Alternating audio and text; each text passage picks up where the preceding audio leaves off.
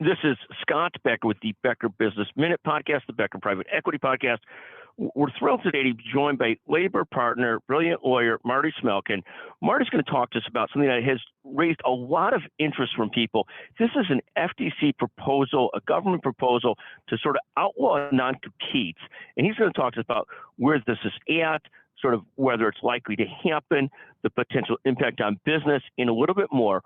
Marty, can you take a moment to introduce yourself and then tell us about sort of the proposal and where that stands? Thanks, Scott. Great to be with you. I am an employment lawyer here in New York City with the law firm Schulte Roth Zabel, partner here in the employment law practice. Happy to talk a bit today about the FTC proposed rule, which would ban non-competes. Certainly spending a lot of time with clients and employers, analyzing it and kind of making determinations as to next steps. Let me just start out by giving a little history here. The FTC put forth this proposed rule back on January 5th. And again, the FTC is a federal agency which enforces consumer protection and antitrust laws, including unfair business practices, right? So the issue, this proposed rule, which would at its core prohibit the use of non-compete agreements. Specifically, the proposed rule states that it's an unfair method of competition for an employer to do three things, right? To enter into a non-compete agreement with a worker, to maintain a non-compete agreement with a worker, or to represent a worker that he or she is subject to a non-compete agreement. The proposed rule also has a rescission requirement such that employers have to rescind existing non-compete agreements within 180 days of this rule or final rule going into effect. We're a long ways off, Scott, before this is ultimately implemented. Again, we are in a 60-day comment period where the FTC has solicited comments from the public on the proposed rule. That comment period will expire on March 20, at which time the FTC will then take all those comments, tweak the rule based on the comments in all likelihood, and then issue a final rule. And I think we could all be assured that it is quite likely that when that final rule is published, it'll be met with litigation, right? It'll be met with injunctive orders or requests, and then ultimately likely some form of an injunction such that it's going to be tied up in the courts for quite a bit of time. So let me ask you a question. Let me ask you a question about that, because people have questioned. First, does the FTC, one, you expect, I mean, obviously the Chamber of Commerce and other business organizations have come out very negatively about this. Do you expect that the FTC will proceed with this rule? It seems to be something that the Biden administration has been talking about for some time, so it seems likely they'll probably stay on this, but I'd love to hear your thoughts on that.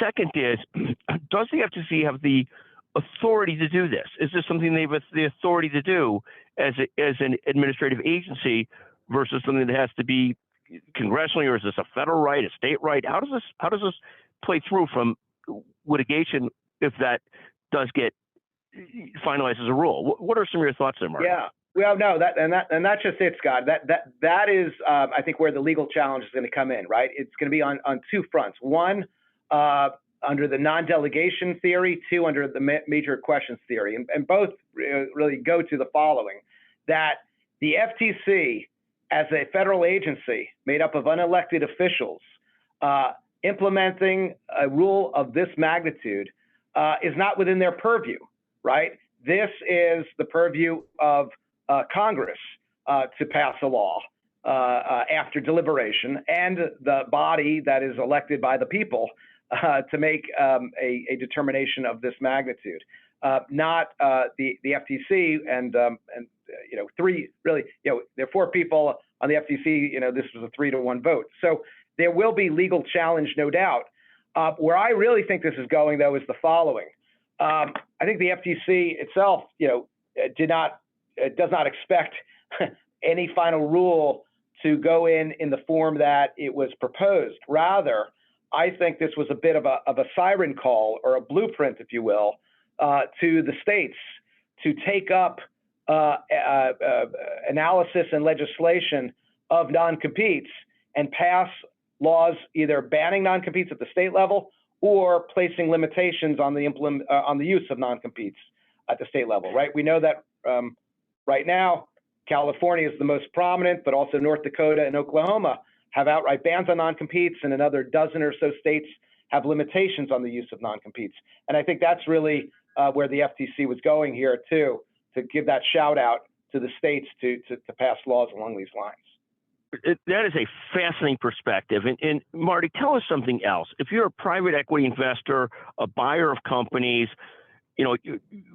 part of what people typically buy as part of a transaction is a non-compete, because they don't want to buy a business that's very reliant on a founder, a leader, a CEO, whoever it might be, and have those people turn right around and start a new business or a competitive business. Will this have an impact? And I guess it depends the final form of the rule and what comes out. Will this have an impact on valuation of deals, fragility of deals, because there's less certainty about how locked up you have at least the founders that could compete against you and know the business? What will that look like? Will this have an impact on deals, and will this apply to transactions as well as just employment agreements? Yeah, no, it absolutely will, Scott. Right, there is a carve out actually under this proposed rule that non-competes can remain in the sale of a business on individuals that own at least 25%, right? Which is, a relatively high threshold if you have, many investors or many, senior execs that have a lower than 25% equity stake.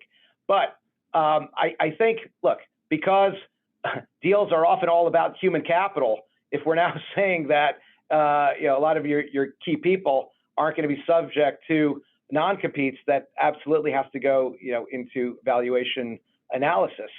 All that said, the proposed rule, in all likelihood, is going to look very different, we would expect, from the final rule, right? We know there's a lot of comment going in right now from trade associations, from employer groups. There's a lot been written, op-ed pieces and the like. But again, where I think employers and investors need to look closely is at what is the current status of restrictive covenants at the state level as well, and to see what kind of legislation may come down the pike, because this is now part of the national dialogue. Everyone seems to be focusing on this since this proposed rule went into effect.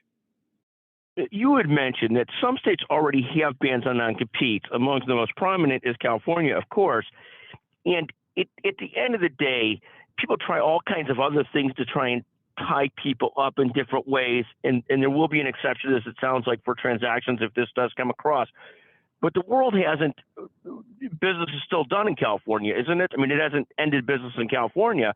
What's your, any gestalt longer-term views on this, or more that this is going to end up being tied up in litigation? It's really going to end up being pushing it more strongly towards the states, and possibly something gets promulgated by the FTC. Do you have a gestalt sense of what this does to business? Absolutely. Look, I think there are a number of things that employers should be doing right now. This is a bit of a wake-up call for GCs and executives running businesses because of the big focus on restrictive covenants. Look, a few things to tick off, right? One, enforceability, right? How enforceable are the current restrictive covenants, non-competes that you currently have, right? These clauses are, when they're challenged in court, a judge is going to determine, is your non-compete narrowly tailored, both in terms of the duration and geographic scope, to protect the legitimate business interests of you as an employer or business owner. So it's a good time to look at what do you currently have on the books and determine how enforceable actually are they. Also, what are you doing about implementation, right?